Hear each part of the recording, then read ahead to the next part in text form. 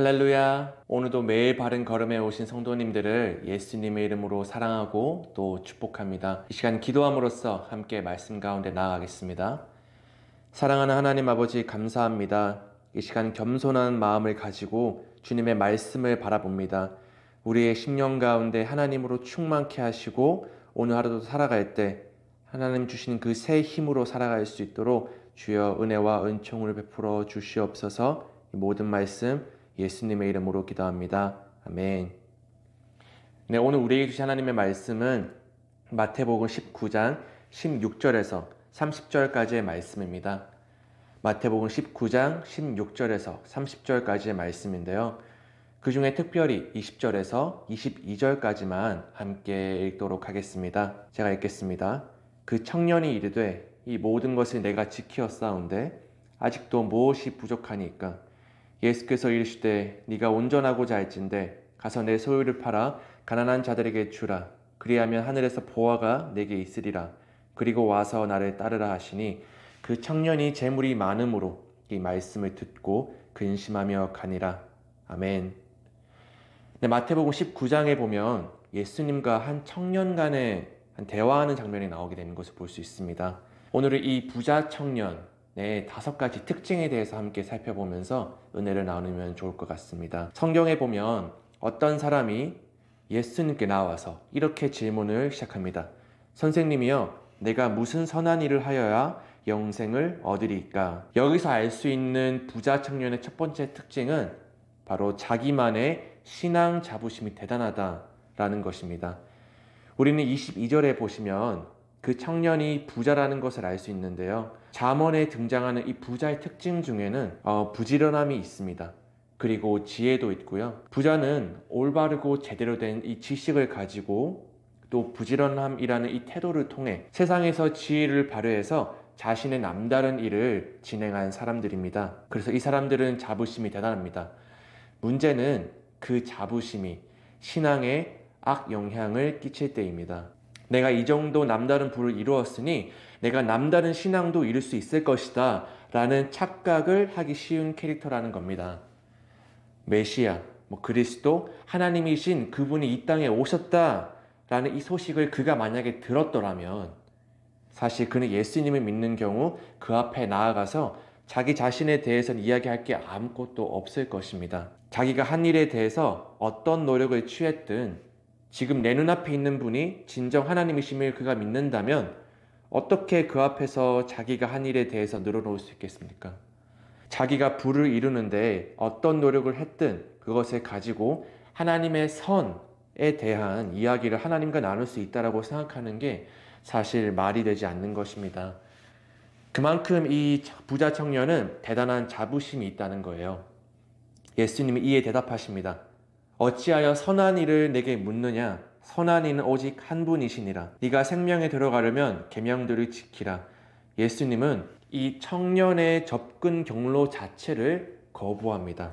내가 어떤 선을 행함으로써 하나님이 주신 그 영생을 얻어보리라. 이렇게 생각하는 것 자체가 잘못되었다는 거예요. 하나님이 주시는 이 영생은 하나님께 달린 일이지 사람이 가서 이뤄낼 수 있는 영역이 아니라는 것입니다. 예수님이 이 청년에게 반문하듯 말씀하십니다. 바로 계명을 지키라고요. 청년은 여전히 자부심이 강하다는 것을 볼 수 있는데요. 이르되 어느 계명이오니까? 여기서 부자 청년의 두 번째 특징을 볼 수 있습니다. 그것은 하나님과 자기 자신을 대등하게 여긴다는 것입니다. 예수님이 이 대화를 이어가시는 맥락은 하나님 이외에는 다른 선한 존재가 없다라는 것입니다. 사람은 계명을 다 지킬 수 없다라는 것이고 계명을 지킨다고 한들 그 중에 단 하나라도 어기게 되면 그것 때문에 선하지 않은 존재가 된다라는 거예요. 이 핵심을 부자 청년 스스로가 깨닫게 하려고 계명 지키는 이야기를 꺼냈더니만 이 부자 청년은 하나님과 자신을 대등한 존재로 생각하면서 선에 대한 논의를 계속해서 이어가는 것을 볼 수 있습니다. 그 청년이 이르되 이 모든 것을 내가 지키었사온데 아직도 무엇이 부족하니까? 그는 계속해서 행위적으로 자신이 무엇을 더 보충해서 해야 하는지를 질문하고 있습니다. 예수님은 이 청년에게 계속해서 가르침을 주시는데요. 네가 온전하고자 할진대 가서 내 소유를 팔아 가난한 자들에게 주라. 그리하면 하늘에서 보화가 내게 있으리라. 그리고 와서 나를 따르라 하시니 그 청년이 재물이 많음으로 이 말씀을 듣고 근심하며 가니라. 여기서 이 청년의 모습이 밝혀졌습니다. 바로 예수님을 따르고 싶었던 게 아니라는 사실이죠. 여기서 세 번째 특징이 나타납니다. 듣고 싶은 말만 듣고 자기가 따르고 싶은 영역에서만 따른다는 것입니다. 계명을 다 지켰다라는 이 태도 자체도 하나님의 계명이라는 이 입장에서 생각하지 않았던 거예요. 자기 입장에서 내가 지킬 수 있는 것은 다 지켰으니까 하나님 앞에서 나는 오케이 이렇게 생각을 했던 것이죠. 그런데 예수님과 직접 대화를 하다 보니 자기 자신이 하나님의 선에 이르지 못했다라는 것을 깨닫게 되었습니다. 그러면 하나님을 따르려고 하는 이 마음이 있는 한 자기 자신의 부족한 부분을 바꾸면 되겠죠.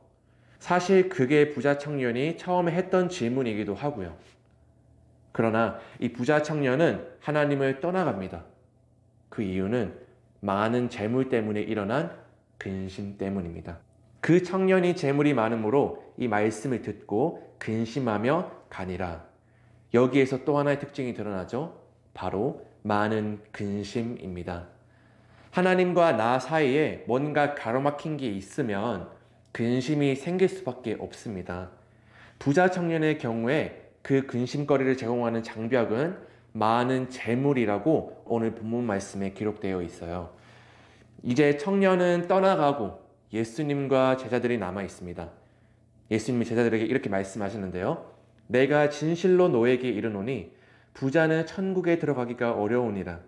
다시 너희에게 말하노니 낙타가 바늘기로 들어가는 것이 부자가 하나님의 나라에 들어가는 것보다 쉬우니라 하시니. 아멘. 이 본문의 핵심은 이 부 자체에 있지 않습니다. 부자 청년과 예수님과의 이 대화의 맥락 자체는 무엇이 선이냐, 어떻게 하면 영생을 얻느냐, 이것이 바로 주제입니다. 예수님께서는 영생에 대해 이렇게 말씀하신 적이 있습니다. 요한복음 17장 3절 말씀인데요. 영생은 곧 유일하신 참 하나님과 그가 보내신 자 예수 그리스도를 아는 것이니이다. 아멘.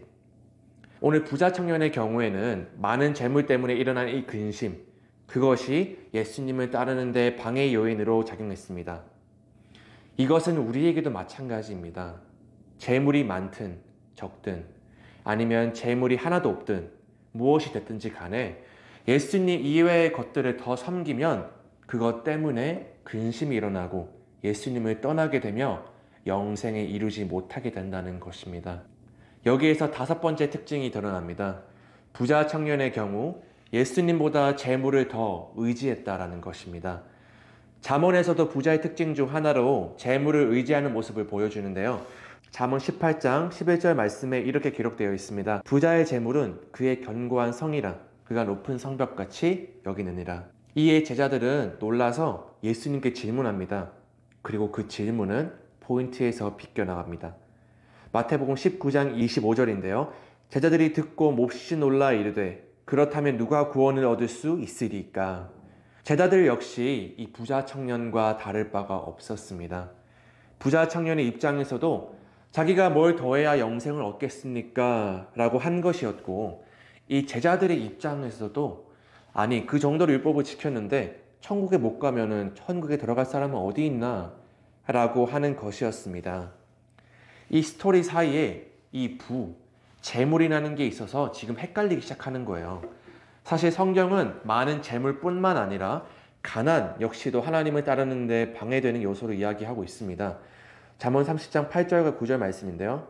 곧 헛된 말과 거짓말을 내게서 멀리하옵시며 나를 가난하게도 마옵시고 부하게도 마옵시고 오직 필요한 양식으로 나를 먹이시옵소서. 혹 내가 배불러서 하나님을 모른다 여호와가 누구냐 할까 하오며 혹 내가 가난하여 도둑질하고 내 하나님의 이름을 욕되게 할까 두려워함이니이다. 아멘. 많은 재물만큼이나 가난함 역시 하나님을 하나님으로 섬기는데 방해가 된다는 것입니다. 예수님은 부자 청년에게 했던 대답과 같은 대답을 이번에는 제자들에게도 하시는 걸 볼 수 있습니다. 예수께서 그들을 보시며 이르시되 사람으로는 할 수 없으나 하나님으로서는 다 하실 수 있느니라. 아멘. 우리는 스스로의 힘으로는 하나님께 이를 수가 없습니다. 로마서 3장에서도 이야기하고 있듯이 우리는 다 죄인입니다. 하나님만 선하고 하나님만 의로우시며 하나님만이 우리를 구원하실 수 있습니다. 많은 재물 혹은 가난함, 이것은 어느 한 가지만 악하고 다른 한 가지는 선한 게 아닙니다. 그냥 우리가 다 악한 것입니다. 그래서 우리 손에 부가 주어지면 그 부가 악해지고 우리 손에 가난이 주어지면 그 가난이 악해지는 겁니다. 결국 문제는 우리에게 있는 것입니다. 우리를 바꾸실 수 있는 분은 하나님밖에 없습니다. 그렇게 보면 많은 재물을 선하게 바꾸실 수 있는 분도 하나님밖에 없으며 부가 없는 자리, 가난 역시 선하게 선용하실 수 있는 분도 하나님밖에 없는 것입니다. 이렇게나 저렇게나 구원의 길은 예수님에게만 있다는 것입니다. 예수님의 말씀은 하나님 이외에는 선한 존재가 없다라고 말씀하셨죠. 제자들은 부자 청년만큼이나 자기가 보고 싶은 것만 보고 있었습니다. 그렇다면 오늘날 우리는 어떤가요? 우리도 예수님을 따르는 제자들이고 예수님의 사람들이지 않습니까? 우리는 어떻습니까? 예수님 때문에 예수님을 따릅니까? 아니면 내가 생각하는 어떤 의의 기준들을 가지고 예수님을 따릅니까? 오늘도 우리의 만족과 이 유익을 위해 살아가는 것이 아니라 예수 그리스도를 알아가고 닮아가는 것이 우리의 유일한 소망이 되기를 힘쓰며 하나님과 동행하는 그러한 귀한 하루가 되기를 간절히 축복합니다. 그래서 우리가 하나님의 그 은혜와 하나님의 말씀을 통하여서 주어지는 그 영혼의 충만함을 가지고 오늘 이 하루 살아갈 때 하나님께서 귀한 은혜 부어주실 줄 믿습니다. 기도하고 마치겠습니다. 사랑하는 주님 감사합니다. 오늘 부자 청년의 이야기를 통하여서 우리의 스스로의 모습을 돌아봅니다. 하나님, 우리의 만족과 유익을 위하여 살아가는 것이 아니라 우리가 생각하는 어떤 의의 기준들, 하나님보다 더 사랑하는 그 예수님 이외의 것들을 다 버리고 우리가 주님만을 온전히 사랑할 수 있도록 도와주시옵소서. 이 모든 말씀 예수님의 이름으로 기도합니다. 아멘.